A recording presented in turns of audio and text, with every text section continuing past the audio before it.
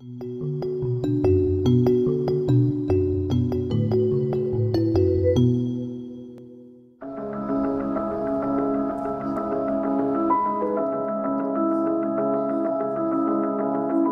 sur le centre de la Divise, si on calcule toutes les personnes, c'est 36 personnes.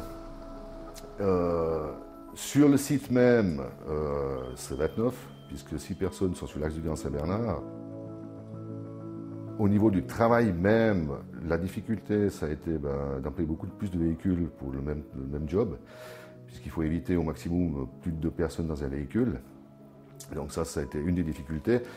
On a eu de la chance aussi parce que le corona est arrivé dans une période où on était en fin de service hivernal avec des gens qui travaillent la nuit.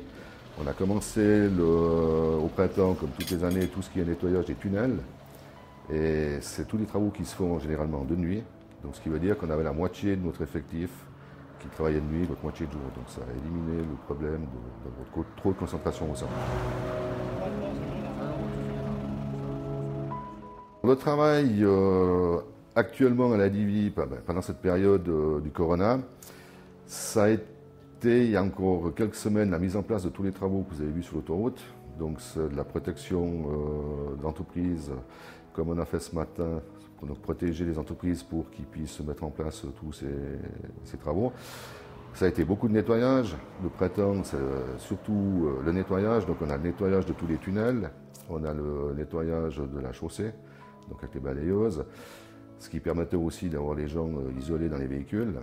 On a eu beaucoup aussi de nettoyage des surfaces vertes, donc des aires de repos.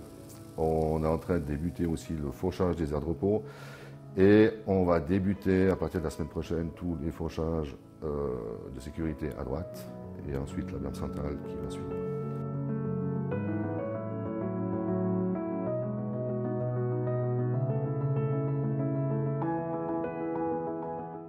Voilà, ici on est sur un chantier, on construit un silo à sel.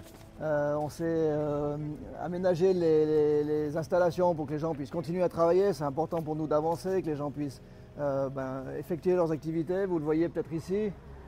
Tout a été aménagé, la cabane de chantier a été installée, il y a les prescriptions qui sont en place pour la désinfection des éléments.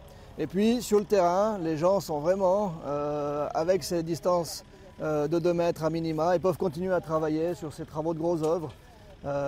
C'est important aussi en termes de message de dire qu'on peut continuer à travailler sur le terrain, sur le chantier et faire avancer l'économie aussi, parce que ce n'est pas seulement une crise sanitaire, ça peut aussi devenir une crise économique et notre rôle c'est de jouer cet aiguillon qui permet de continuer à engager des moyens dans l'économie locale.